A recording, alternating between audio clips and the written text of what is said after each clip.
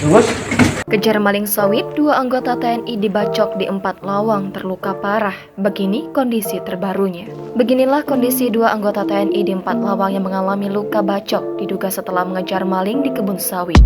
Satu di antara 2 anggota TNI yang dibacok itu bahkan dirujuk ke rumah sakit di kota Lubuk Linggau.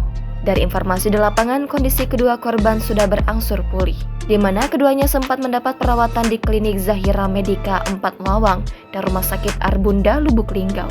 Sementara itu, pasca pengeroyokan 2 anggota TNI di Desa Landur, Kecamatan Pendopo 4 Lawang, pada Rabu 11 Oktober malam, kondisi di sekitar lokasi kejadian terpantau kondusif.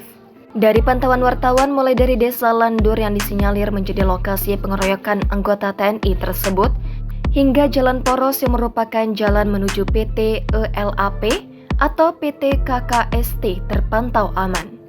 Diberitakan sebelumnya, 2 anggota TNI di Kabupaten 4 Lawang menjadi korban pengeroyokan. Sebab alami luka cukup parah, 1 di antaranya harus dirujuk ke Rumah Sakit Kota Lubuk Linggau pada Rabu 11 Oktober malam. Dari foto yang beredar, nampak keduanya sedang mendapatkan pertolongan di klinik Zahira Medika Desa Gunung Meraksa Baru, Kecamatan Pendopo 4 Lawang.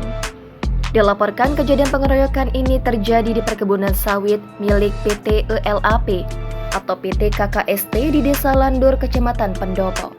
Hal tersebut dibenarkan oleh warga Desa Landur yang dihubungi Tribun Sumsel, namun belum diketahui secara pasti penyebab peristiwa ini. Ya, anggota TNI ngejar maling sawit, tapi cerita pastinya belum tahu. Tentara ini diantar ke rumah Kades sudah dalam kondisi luka, kata seorang warga Desa Landur yang enggan disebutkan namanya. Lanjutnya, dari kabar yang ia terima, salah satu dari korban pembacokan tersebut harus dirujuk ke rumah sakit di kota Lubuk Linggau. Download Tribun X sekarang, menghadirkan lokal menjadi Indonesia.